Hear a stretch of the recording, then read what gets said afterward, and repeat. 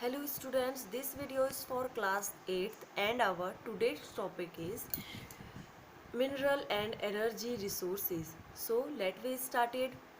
Human life entirely depends upon nature. The expanse of nature around us has given us many precious gifts in the form of natural resources. Minerals also are such very important precious gift which form an indispensable part of our present lifestyle. Just think about this, that there are so many things in our household which are formed from minerals. Can we survive without these things? No, we couldn't survive without this. Now, meaning of mineral. Mineral is such an item available in natural form which has a fixed internal and chemical structure. In common dialect, we can say that the things which are obtained by excavation of the earth are called minerals. The troposphere of the planet Earth and the rocks found on them are formed by mixture of various minerals.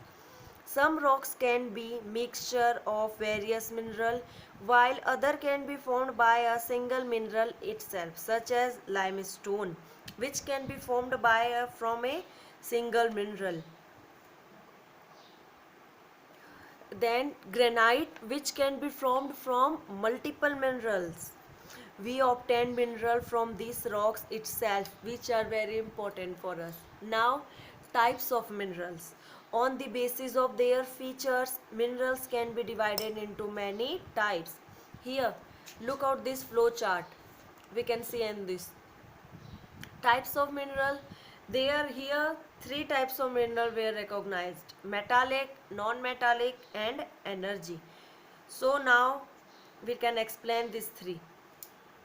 Metallic mineral are such mineral in which metal is present in raw form and which are hard, such as iron ore, manganese, lead, zinc, copper, gold, silver, etc. Usually these minerals are obtained in the form of ores with which other elements are also mixed. Metals are separated from these elements through chemical process. This mixture of mineral and other element is known as ore. Let's take some example of ore. Hematite, magnetite, etc. are the ores of irons. See this. Now, non-metallic mineral. Non-metallic mineral are those which do not have any trace of metals. For instance, the stones such as granite, sandstone, etc. used to construct buildings. Gypsum, limestone, etc. are among the other non-metallic mineral. Now come to our next part, energy. Some minerals are such which can be used by us as source of energy. Our modes of transportation, stoves, burning in our households, tube lights and bulbs, illuminating our streets and houses all operate on energy. Those minerals through which we obtain energy are called energy minerals. For example, coal, petroleum, natural gas, uranium, etc. You can make this flowchart on your notebook. Next. Now we just come to method of mining. The distribution of mineral is unequal on planet Earth. At some places they are easily obtained from above the sea level, while at times they have excavated and obtained from the depth of the earth or oceans. In this way, mineral available in different form have to be obtained by employing different method. We can see in this flow chart. See, method of mineral extraction, mining. Mining is further divided into surface mining, deep well mining. We can later on we explain this. Drilling, quarrying. Now started with mining. The normal process of obtaining mineral is known as mining. Many minerals are obtained just by the earth's surface, while some mineral situated in depth which have to be obtained excavation through deep wells.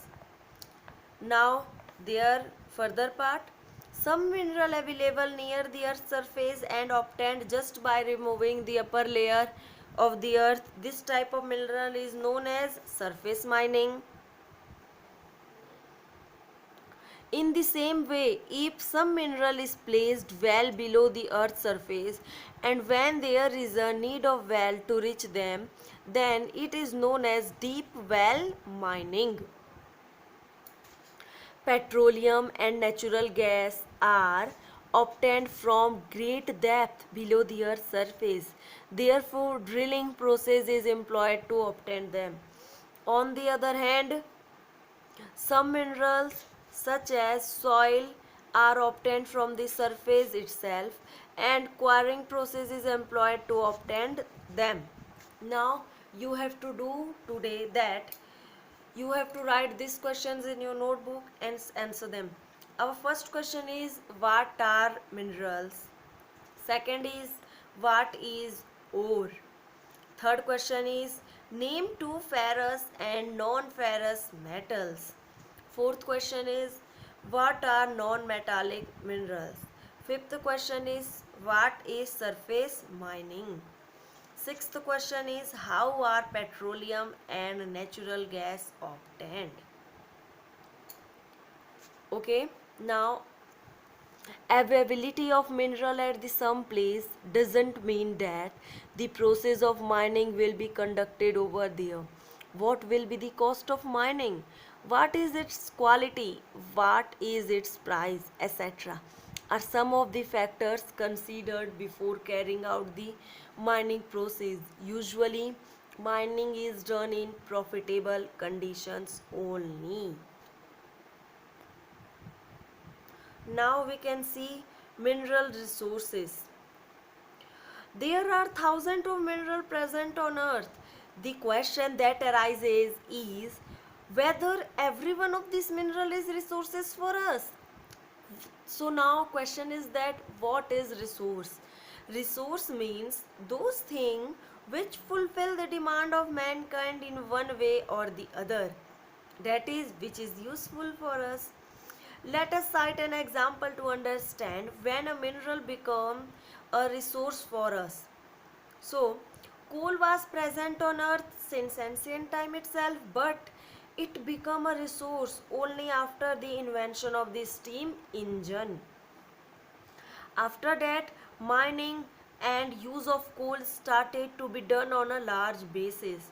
In the such manner, till the time we didn't have any technique of atomic fission. Uranium and thorium were just minerals and not natural resources. So students, your today work is to make this flowchart and this one and answer this question. Okay.